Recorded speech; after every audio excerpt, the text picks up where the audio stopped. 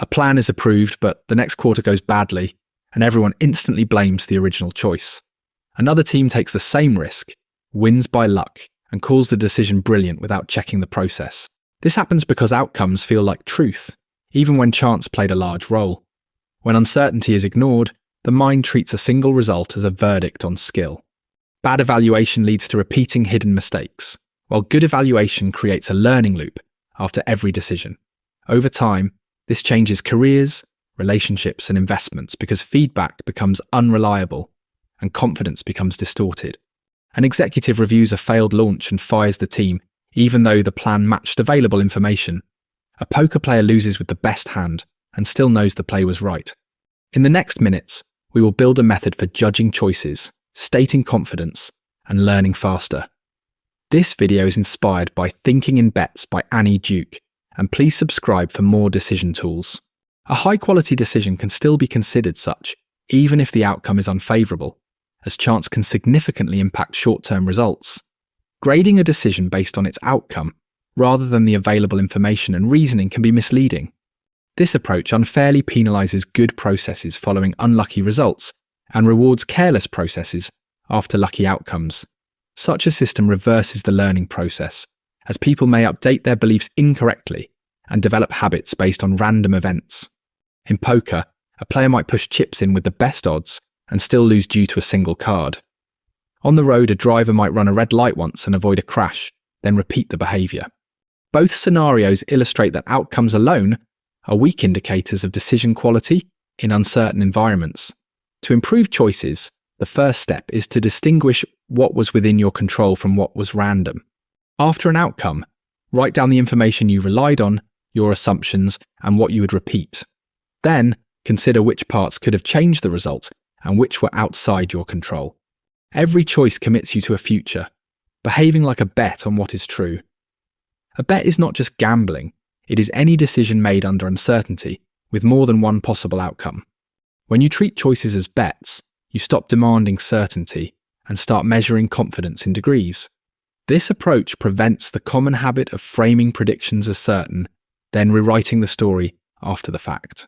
A forecast can be wrong on the surface even when it was reasonable, as most futures are not guaranteed. A useful rule is that any prediction between 0 and 100% has room for surprise. Instead of saying a plan will work, describe it as a range, such as, I am 60% confident. As new information appears, adjust the percentage and record why, so later review is about learning, not ego. To start, pick one upcoming decision and write 2 plausible outcomes with a probability for each.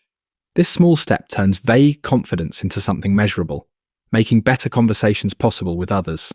Learning improves when you treat outcomes as data, not as a final judgment about ability.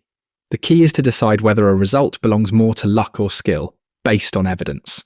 If you label everything as skill, you ignore variance and become overconfident about repeating the same approach. If you label everything as luck, you stop improving, because you miss patterns that were actually under control. A batter chooses whether to swing, but the exact pitch location is not fully controllable on each try. That is why the same decision can lead to a hit or an out, even with identical intent. Treating outcomes as a mix of luck and skill encourages honest review and better updating after unexpected results. You replace blame with questions about what signals you missed and what assumptions were too confident. Create a simple table for big choices, listing what you controlled, what you could not, and what you learned. If separating luck from skill helps, please subscribe for more drills that keep learning honest across many decisions. Good decisions improve when discussed with people who prioritize accuracy over agreement. A decision pod is a small group tasked with reviewing your thinking, not approving your identity. The group fosters accountability, as you must explain your reasoning before and after results. Accountability enhances honesty when feedback is kind yet precise, and when disagreement is welcomed. At one poker room, a high-stakes player nicknamed Ira the Whale compelled others to justify their beliefs. When the table had to answer, weak assumptions became apparent, leading to better betting decisions in subsequent hands. A pod can replicate this effect by asking for alternatives, requesting evidence, and rewarding those who change their minds. It also safeguards relationships by focusing critique on the bet and the process, not the person. Begin with one trusted partner. Establish rules, record predictions, speak probabilities, and schedule a brief review. Maintain a small, consistent pod to build a shared language for better thinking through repeated feedback. Better bets appear when you mentally visit the future, as consequences become clearer than feelings in the moment. Mental time travel involves imagining a future you reviewing today's choice, then bringing that perspective back into the present. A decision tree is a map of possible paths, where each branch has a probability and a payoff. Building the tree exposes which assumptions are doing the work and where one unlikely event can change everything.